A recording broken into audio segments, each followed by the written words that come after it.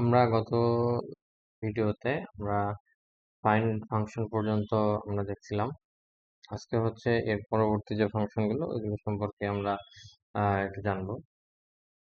আজকে ভিডিওটা একটু লং হবে। যদি কারো কোনো কিছু বুঝতে সমস্যা হয় তা অবশ্যই আপনারা কমেন্টস করবেন। আমি নেক্সট ভিডিওতে আপনাদের কমেন্টসের যে প্রবলেমগুলো পাবো ওইগুলোর আহ, ব্যাপারে আগে কথা বলবো, তারপরে আমরা ভিডিওটা কন্টিনিউ করব। আচ্ছা, এরপরে যে ফাংশনটা সেটা হচ্ছে রিলোড প্ল্যান। যখন আহ, কেউ কন্টিনিউয়াসলি বোর্ডে কাজ করতে থাকে এবং এই সময় যদি কেউ রিড অনলি মোডে আসে, তাহলে সে এই বোর্ডটা রিলোড করলে যে এই বোর্ডে কাজ করতেছে সে কি লাস্ট কি চেঞ্জ করছে সেটা শো করবে, সেটা আপডেট হবে বা বোর্ডে রিলোড হবে। এখন যেহেতু এই বোর্ডে কেউ নাই বা কেউ কাজ করতেছে না, এই জন্য এই অপশনটা ইনঅ্যাক্টিভ হয়ে আছে। এরপর হচ্ছে সেভ প্ল্যান। কাজ করার পর যখন আমরা কোনো প্ল্যান করি বা কোনো স্টেপ বা কোনো অর্ডার চেঞ্জ করি, কোনো লাইন বা ডেট চেঞ্জ করি বা যে কোনো কিছু করা হয় বোর্ডে, তখন এই সেভ অপশনটা অ্যাক্টিভ হবে এবং আপনি যে কাজ করছেন সেটা এখানে সেভ হয়ে থাকবে। যেহেতু আমি এখন কোনো কাজ করিনি এই জন্য এটা ইনঅ্যাক্টিভ হয়ে আছে। এরপরে হচ্ছে লক প্ল্যান। লক প্ল্যানটা হচ্ছে এই বোর্ডে আমি কাজ করছি বা যে প্ল্যানার সে প্ল্যান করছে এবং সে চায় না যে আগামী 1 ঘন্টা বা 2 ঘন্টা বা একটা নির্দিষ্ট টাইম পর্যন্ত, বা সে যদি এরকম চায় যে কেউই এই বোর্ডে কাজ করতে পারবে না, সেক্ষেত্রে সে এটা লক করে রাখতে পারবে। তখন যেই এই বোর্ডে আসবে সে সবসময় রিড অনলি মোডেই আসবে এবং শো করবে যে একজন ইউজার এই বোর্ডটাকে লক করে রাখছে। তাহলে সেক্ষেত্রে এটা খোলার উপায় হচ্ছে যার অ্যাডমিন অ্যাক্সেস আছে সে এটা ওপেন করে দিতে পারবে, অথবা যে লক করে রাখছে তাকে বলতে হবে যে আপনি বোর্ডটা ছাড়েন, আমি বোর্ডে কাজ করব। এরপরে আছে প্রিন্ট প্ল্যানিং বোর্ড। এইটা, এখানে যে বোর্ডটা দেখা যাচ্ছে, যে স্ক্রিনটা দেখা যাচ্ছে, এটাই প্রিন্ট হবে জাস্ট। এটা অনেক সময় বড় আকারে আগামী 7 দিনের প্ল্যান বা 10 দিনের প্ল্যান এটা এখান থেকে বোঝা যায়, শর্টকাটে আর কি নেক্সট লাইন প্ল্যান কি সেটা বোঝা যাবে। এটা তো আমরা জানি আন্ডো, রেডো, এগুলো হচ্ছে আপনি কি কাজ করছেন আগের কাজটা রিটার্ন আনতে চাইলে, আবার রিটার্ন আনার পর আবার পরেরটা যেতে চাইলে সেটা, এটা আমরা সব জায়গায় ইউজ করি, এটা কোনো ব্যাপার না। এরপরে আসে লোড অ্যান্ড অর্ডার। যখন হাই লেভেলে কোনো একটা অর্ডার আসে বা কোনো একটা অর্ডার এন্ট্রি করা হয়, তখন হাই লেভেল থেকে লো লেভেলের বোর্ডে ওই অর্ডারটা পাঠিয়ে দেওয়া হয় যে প্ল্যান করার জন্য। এখন আম, এখানে যদি আমরা ক্লিক করি, ক্লিক করলে দেখতে পারবো যে এখানে কোনো ডাটা ডিসপ্লে করতেছে না। ফিল্টার করা অল। আমাদের এই বোর্ডে এই মুহূর্তে কোনো অর্ডার, কোনো নতুন কোনো অর্ডার নাই, যে অর্ডারটা প্ল্যান করা হয়নি। যত অর্ডার আসছে সবগুলোই আমরা এইখানে প্ল্যান করে ফেলছি।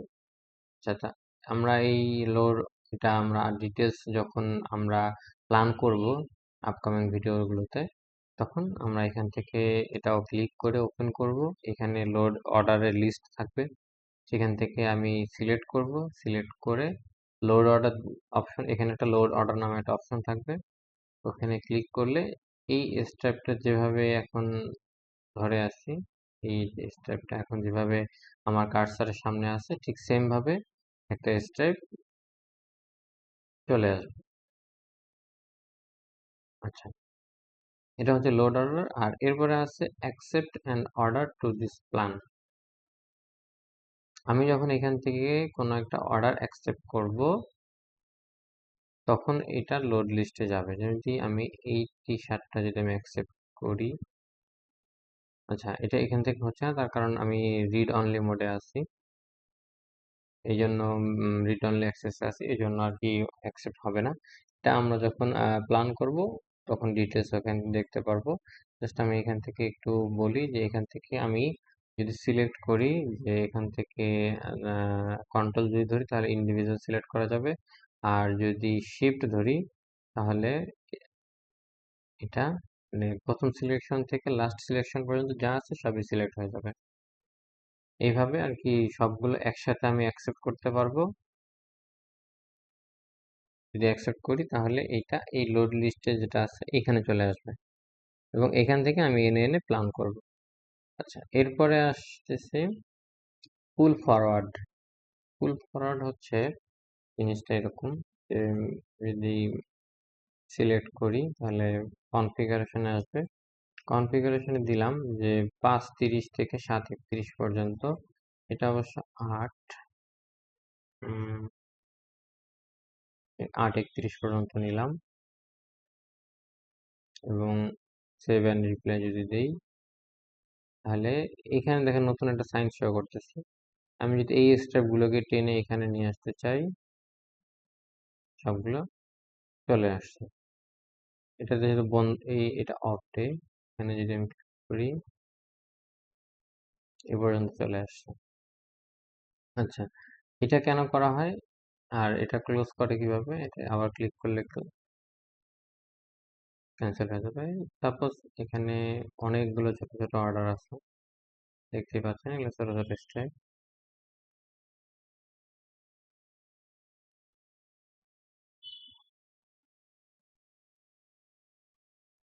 আচ্ছা, এখানে তিনটা বিভিন্ন ডিস্টেন্সে তিনটা অর্ডার প্ল্যান করা আছে। এখন আমি একটা একটা করে ধরে এনে আমি চাচ্ছি যে এটা আগস্টের 19 তারিখ থেকে শুরু হবে। সেক্ষেত্রে আমাকে একটা একটা করে ধরে এখানে আনা খুবই কষ্টকর, কারণ দেখতে পাচ্ছেন যে আমি যে দুইটা সরাইছি এই দুইটাও অনেক কষ্টে সরানো লাগছে। আমি এখানে এনে রাখলাম, তারপর আবার এখানে প্রায় 7-8টার মতো আছে। এগুলো একটা একটা করে এনে অনেক টাইম কনজিউম করবে। তো আমি এখানে ক্লিক করব, ক্লিক করে দেখব, সিলেক্ট করব, সেভ দেব এবং এখানে একটা ক্লিক করব। 31 তারিখ পর্যন্ত কনফিগারেশনটা আমি আরেকবার দেখাই দিই। এখানে ডেট রেঞ্জ, এই ডেট থেকে এই ডেট পর্যন্ত যতগুলো স্টেপ আছে সবগুলো এইভাবে একটা একটা চলে আসবে এবং আপনি এখান থেকেও সিলেক্ট করতে পারবেন যে কারেন্ট ডে অনলি, আজকের দিনের এগুলো সাজাবেন, অথবা কারেন্ট উইক, অথবা কারেন্ট মান্থ, ইন্টার প্ল্যান, অথবা স্পেসিফিক ডেট।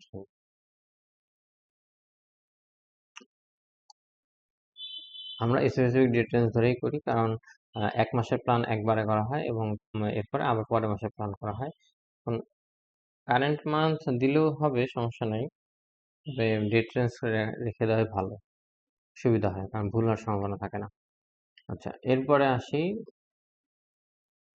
Short stripe. এটা হচ্ছে অনেকটা ওই এক্সেলে যেরকম শর্ট করি আমরা নাম্বার অনুসারে বা লেটার অ্যালফাবেটিক অ্যালাইনমেন্ট অনুসারে, A B C D serial হবে, কখনো আবার উল্টা দিকে যাই, জেড ওয়াই এক্স এভাবে আসি, এইভাবে আর কি এই জিনিসটা ডেলিভারি ডেট অনুযায়ী শর্ট করা যাবে।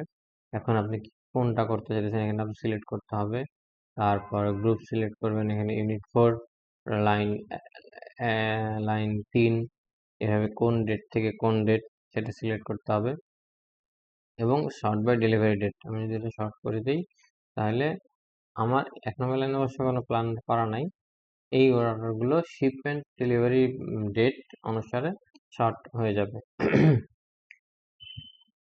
এরপরে আছে মুভ টু ডেলিভারি ডেট। এটা সিলেক্ট করে আমি যদি এখানে ক্লিক করি, এই যে এখানে যে স্টেপটা ছিল এটা ও ডেলিভারি ডেট যেখানে ঠিক ওই জায়গাটা প্ল্যান হয়ে গেছে। এটার উপরে যদি ক্লিক করি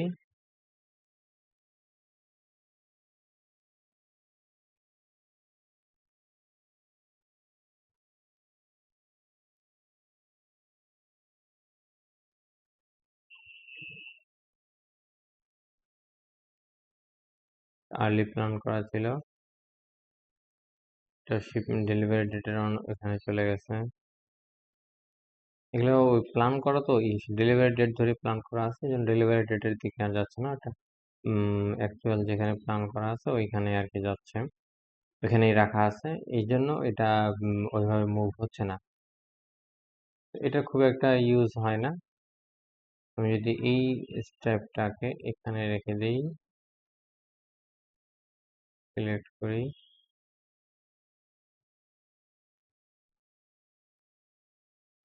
ডেলিভারি ডেটের পরে চলে গেছে, হবে